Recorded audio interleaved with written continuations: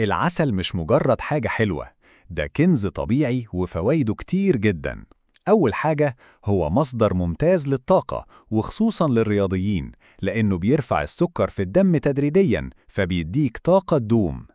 وبيشتغل كمان كمضاد للبكتيريا والجراثيم، وبيساعد في التئام الجروح والحروق. العسل كمان بيساعد على تحسين الهضم، بيريح المعدة وبيغذي البكتيريا النافعة في الأمعاء، وبيحسن صحة القلب وبيقلل الكوليسترول والدهون في الدم، وده بيقلل خطر الجلطات.